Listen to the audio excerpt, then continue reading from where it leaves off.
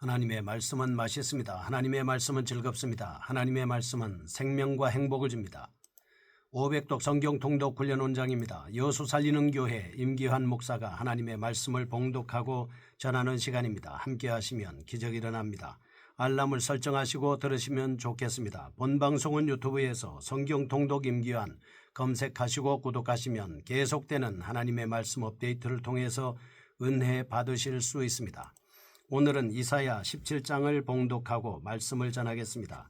이사야 17장 다메섹에 관한 경고라. 보라, 다메섹이 장차 성읍을 이루지 못하고 무너진 무더기가 될 것이라. 아로엘의 성읍들이 버림을 당하리니 양무리를 치는 곳이 되어 양이 눕되 놀라게 할 자가 없을 것이며, 에브라임의 요새와 다메섹 나라와 아람의 남은 자가 멸절하여 이스라엘 자손의 영광같이 되리라. 만군의 여호와의 말씀이니라. 그날에 야곱의 영광이 쇠하고 그의 살진 몸이 파리하리니, 마치 추수하는 자가 곡식을 거두어 가지고 그의 손으로 이삭을 벤 것 같고 르바임 골짜기에서 이삭을 준 것 같으리라. 그러나 그 안에 주울 것이 남으리니, 감람나무를 흔들 때 가장 높은 가지 꼭대기에 과일 두세 개가 남음 같겠고, 무성한 나무의 가장 먼 가지에 네다섯 개가 남음 같으리라. 이스라엘의 하나님 여호와의 말씀이니라. 그날에 사람이 자기를 지으신 이를 바라보겠으며 그의 눈이 이스라엘의 거룩하신 이를 뵙겠고, 자기 손으로 만든 제단을 바라보지 아니하며 자기 손가락으로 지은 아세라나 태양상을 보지 아니할 것이며, 그날에 그 견고한 성읍들이 옛적에 이스라엘 자손 앞에서 버림받은 숲풀 속의 처소와 작은 산꼭대기의 처소 같아서 황폐하리니, 이는 내가 내 구원의 하나님을 잊어버리며 내 능력의 반석을 마음에 두지 아니한 까닭이라. 그러므로 내가 기뻐하는 나무를 심으며 이방의 나무까지도 이종하는도다. 내가 심는 날에 울타리를 두르고 아침에 내 씨가 잘 발육하도록 하였으나, 근심과 심한 슬픔의 날에 농작물이 없어지리라. 슬프다 많은 민족이 소동하였으되 바다 파도가 치는 소리같이 그들이 소동하였고, 열방이 충돌하였으되 큰 물이 몰려옴같이 그들도 충돌하였도다. 열방이 충돌하기를 많은 물이 몰려옴과 같이 하나 주께서 그들을 꾸짖으시리니, 그들이 멀리 도망함이 산에서 겨가 바람 앞에 흩어짐 같겠고 폭풍 앞에 떠도는 티끌 같을 것이라. 보라, 저녁에 두려움을 당하고 아침이 오기 전에 그들이 없어진나니, 이를 우리를 노력한 자들의 몫이요 우리를 강탈한 자들의 보응이니라. 아멘. 이사야 17장입니다. 다메섹과 북이스라엘에 대한 심판을 예언하고 있습니다. 이사야 14장 28절에서 32절에 의하면 유다 왕국의 서쪽에 위치한 블레셋에 대한 심판 예언에 이어서 동쪽에 위치한 모압에 대한 심판 예언이 끝나자 이제 선지자는 북쪽에 위치해 있는 아람의 수도 다메섹과 북왕국 이스라엘에 대한 심판을 선언하고 있습니다. 특히 본장은 하나님께서 모든 사람을 멸망시키는 것이 아니라 경건한 자를 남겨두신다고 기술함으로써 죄에 대해서는 철저히 보응하시지만 당신의 백성을 사랑하시는 하나님의 긍휼을 나타내 주고 있습니다. 1절에서 3절 다메섹에 대한 심판 예언입니다. 4절에서 11절 북이스라엘에 대한 심판 예언입니다. 12에서 14절 아수르에 대한 심판 예언 등에 대해서 말씀하고 있습니다. 그런데 다메섹과 북왕국 이스라엘에 대한 이러한 심판 예언은 이미 7장과 8장에서 다루어졌습니다. 임마누엘 예언의 배경은 이 두 나라의 멸망과 밀접히 관련되어 있습니다. 본장을 7장과 8장의 내용과 비교해 볼 때 7, 8장이 역사적 상황 설명과 병행하여 서술적 형태로 선포된 예언 양식임에 비해 본장은 역사적 상황 설명을 배제한 가운데 시의 형식으로 선포된 전형적인 예언 양식이라는 점이 다르다라고 볼 수 있겠습니다. 한편 본장에서는 다메섹을 향한 심판 예언의 경우에는 표제를 명확히 명시합니다. 북이스라엘이나 아수르를 향한 심판 예언의 경우에는 그러한 표제를 생략하고 있습니다. 3절.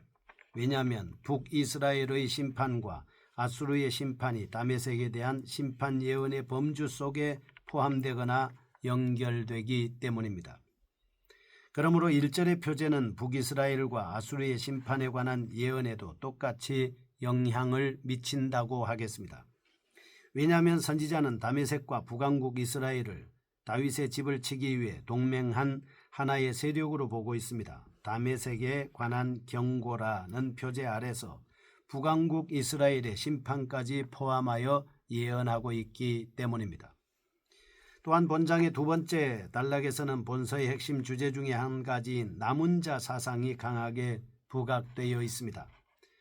두 번째 단락 4절에서 8절에는 하나님께서 다메섹과 동행하여 형제국인 다윗의 집을 괴롭힌 북이스라엘을 심판함에 있어서 긍휼을 베푸사 남은 자 몇을 남겨 하나님의 구원에 참여시킨다 라고 하는 은혜의 약속이 나타나고 있습니다.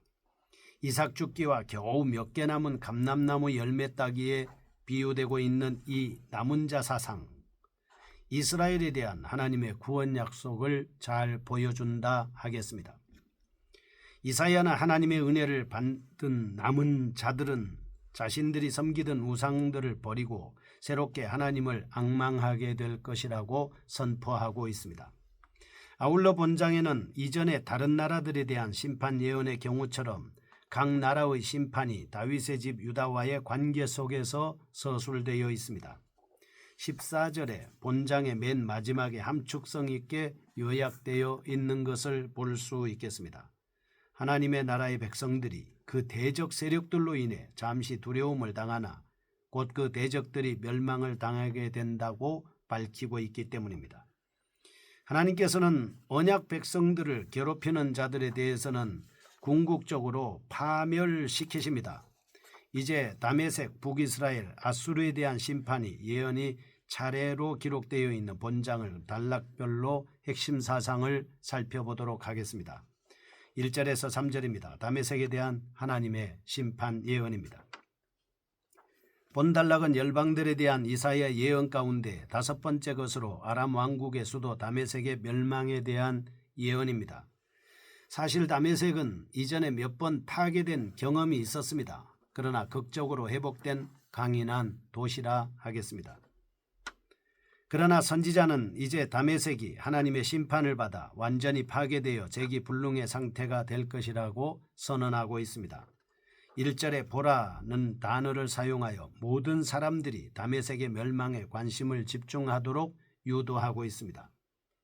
아울러 심판에 에브라임의 요새와 아람의 남은 백성들을 포함하는 모든 대적 세력들에게도 확장됨을 선포하고 있습니다. 이러한 이사야 예언대로 다메섹은 아수르의 디글라필레셀 3세에 의해 파괴되었습니다.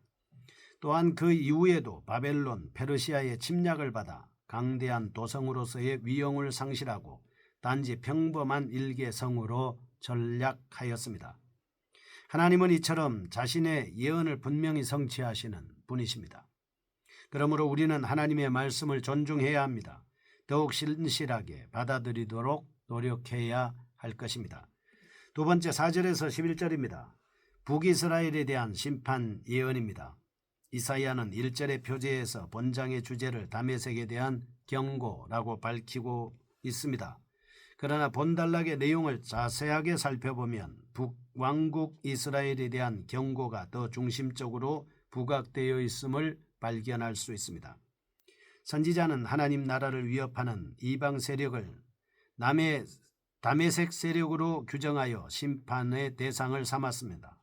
사실은 북왕국 이스라엘에 대한 심판 예언에 더 관심을 가지고 있기 때문입니다.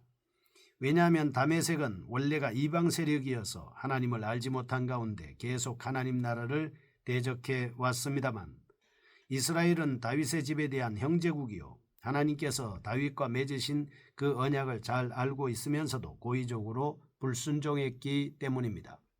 이처럼 아수르의 침략을 저지하기 위해 다메섹과 동맹을 맺은 북왕국에 대한 심판을 선포하고 있는 본단락은 4절에서 6절 북이스라엘의 파멸, 7절과 8절 남은 자 구원, 9절에서 11절 북이스라엘의 황폐함 등으로 구분할 수 있습니다. 이러한 내용을 통하여 본서 기자는 하나님을 의지하지 않고 이방 세력의 군사적 힘을 통해 안전을 보장받으려는 북이스라엘의 어리석음을 부각시키고 있습니다. 아울러 하나님의 약속이 소수의 남은 자를 통해 계승됨을 알려주고 있는 것을 볼 수 있습니다. 영적 교훈을 살펴보겠습니다. 첫째, 하나님은 불순종하는 이스라엘을 단호히 심판하십니다. 비록 북왕국이 아브라함의 혈통적 자손이며 언약의 상속 대상일지라도 공의로우신 하나님은 범죄를 용납하지 않습니다. 10절 이사야는 특별히 구원의 하나님을 잊어버리며 자기의 능력의 반석이신 하나님을 마음에 두지 않았고라고 하여 이방의 풍속을 따라 살았으므로 하나님의 심판을 받게 된다고 말하고 있습니다. 둘째, 7절과 8절 하나님은 철저한 심판 속에서도 은혜로 남은 자를 구원하십니다. 본서 기자는 배임을 당하는 중에 남게 된 몇 알의 이삭과 장대가 닿지 않는 나무 꼭대기에 달렸거나 잎사귀 뒤에 가려 낙과를 면한 몇 알의 감람 열매 비유를 사용하여 이스라엘과 맺은 하나님의 언약이 소수의 남은 백성을 통해 지속될 것임을 분명히 하고 있습니다. 하나님은 아브라함과 맺은 언약을 기억하여 패역한 북왕국을 완전히 버리지 않으시고 긍휼을 베푸셔서 남은 자들이 죄악을 버리고 회개하여 하나님께 돌아오도록 역사하고 계시는 겁니다. 이러한 이스라엘의 남은 자들의 구원과 하나님을 향한 태도 변화는 10장 20절에서 23절에서 더 확신 있게 선포된 바 있습니다. 결국 본달락을 통해 우리는 하나님의 구원 사역이 한치의 오차도 없이 하나님의 뜻대로 진행되어 나간다는 사실에 대해 확신을 가질 수 있습니다. 세 번째입니다. 12절과 14절 아수르에 대한 심판 예언입니다. 지금까지 1절에서 11절은 다메섹과 북이스라엘의 심판을 예언한 이사야 선지자는 이제 본달락에서 아수르에 대한 심판을 선언하고 있습니다.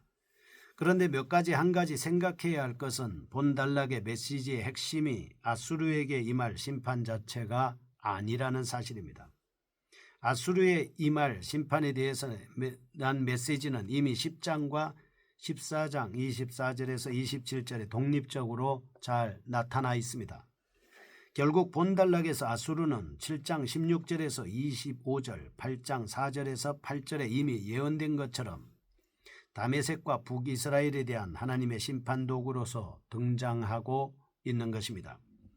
이러한 상황을 염두에 두고 본서 기자는 하나님의 뜻에 의해 다메섹과 북이스라엘을 파괴한 아수르가 하나님께서 정하신 그 정도를 넘어 다윗의 집에까지 그 파괴의 야심을 뻗치려 했기 때문에 심판을 당하게 된다고 밝히고 있는 것입니다.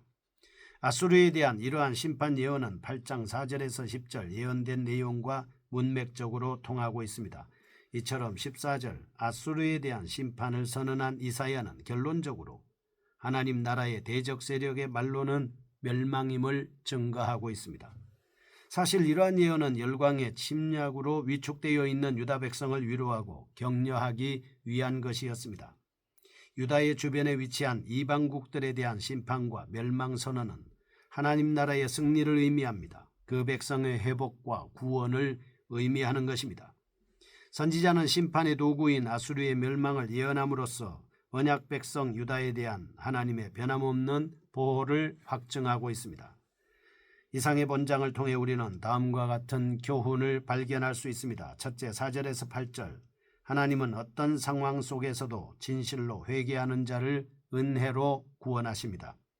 둘째, 하나님은 궁극적으로 대적 세력을 멸망시키시고 당신의 백성을 구원하십니다.